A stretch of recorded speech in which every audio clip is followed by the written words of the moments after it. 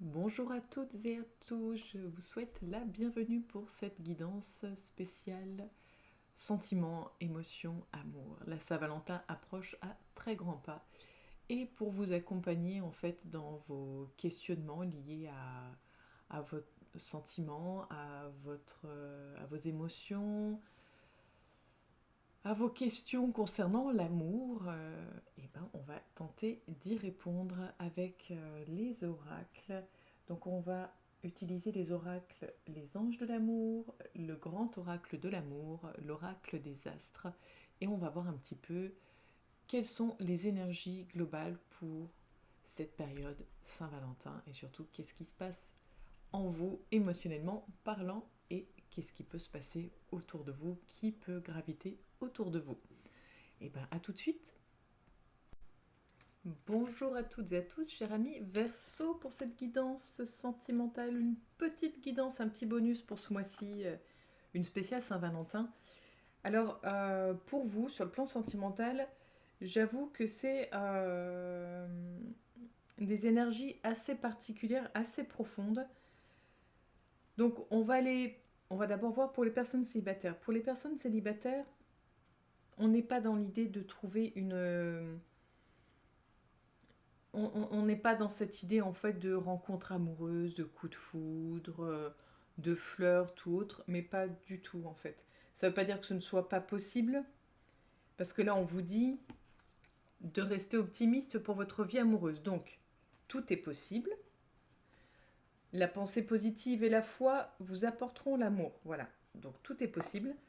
Mais j'ai envie de dire que c'est surtout que vous n'avez pas forcément la tête à ça, vous non plus. Vous n'êtes pas le seul signe à vivre une phase un peu complexe.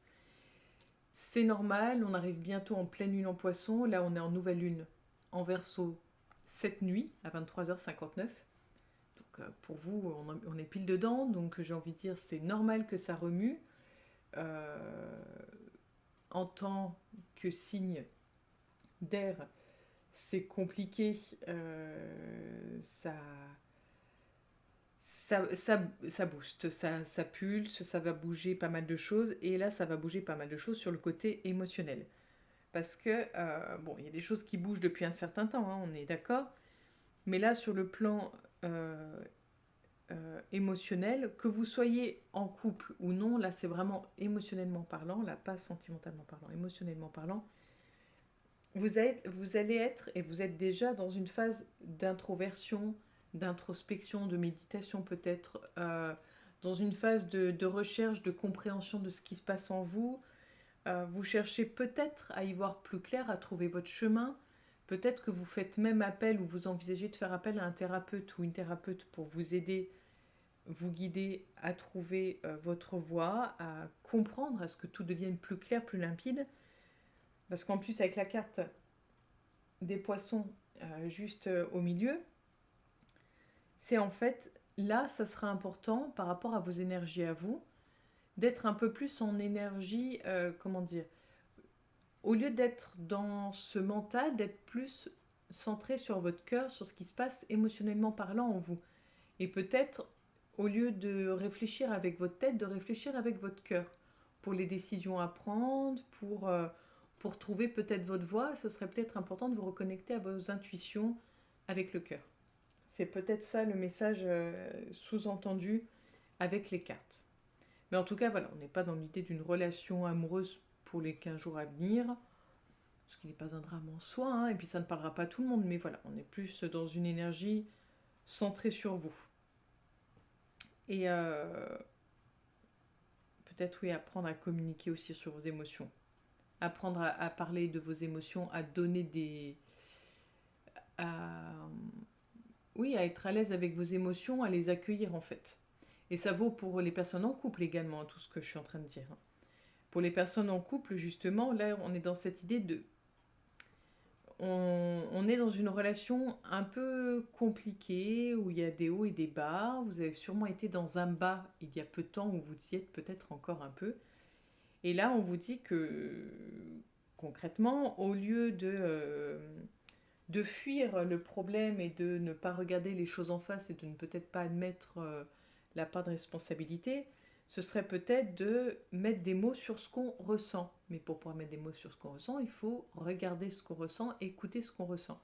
Donc ça va vraiment être partir de là, écouter ses ressentis, les accueillir et les nommer pour que l'autre puisse comprendre ce qui se passe en nous. Parce que là, bon, on est dans cette idée de... on va faire en sorte que ça s'améliore, la relation, de, de se retrouver tous les deux, mais c'est un peu l'idée de... on se retrouve, mais avec la carte de l'emprise et la carte de l'engagement, c'est vraiment un peu cette idée de tu m'appartiens. C'est pas là, on est voilà, on n'est pas dans le romantique, on n'est pas dans l'émotionnel, c'est vraiment dans la question de possession, dans la question euh, d'emprise, hein, sur la relation amoureuse, parce que je pense qu'il y a un problème. Non, c'est pas ça. Un problème de confiance en vous-même. Et puis peut-être quelque chose à résoudre en lien avec le passé. C'est possible également. Donc voilà. Et la carte Restez optimiste pour votre vie amoureuse nous dit, on va regarder un petit peu ce qu'elle nous dit.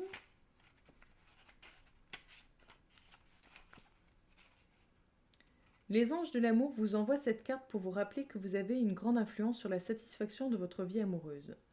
Si vous vous plaignez ou vous vous tracassez, les anges vont vous guider vers une perspective plus optimiste. Même si vos espoirs ont été bien souvent déçus, il y a toujours de l'espoir pour qu'une relation romantique vienne à vous, si vous y croyez.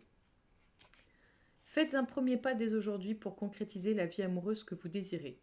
Que vous soyez seul ou en couple, commencez par vous visualiser heureux et satisfait en amour. Imaginez-vous avec un partenaire merveilleux qui incarne les qualités les plus importantes à vos yeux. Voyez cette personne vous apprécier et vous aimer en retour. Vous pouvez écrire des listes et faire une méditation quotidienne sur vos sentiments, espoirs, désirs et intentions. Vous pouvez aussi créer un tableau de rêve avec des images et des pensées concernant vos objectifs amoureux que vous affichez sur un mur. Regardez chaque jour ce tableau avec une intention positive et suivez toutes les intuitions qui vous demandent d'agir selon vos rêves. Votre perspective positive vous rendra plus attirant d'un point de vue physique et énergétique, ce qui améliorera pour de bon votre relation à vous-même et aux autres, bien entendu. Voilà pour vous. Et bien écoutez, n'hésitez pas à liker, à commenter, à partager, à vous abonner si cela n'est déjà fait. Vous pouvez me contacter via la page Facebook Trésor d'âme également pour une guidance en privé pour aller voir plus loin vos énergies. Là, c'est vraiment un bref aperçu. C'était le petit cadeau bonus. Merci pour tout et on se donne rendez-vous très bientôt. À bientôt les Verseaux.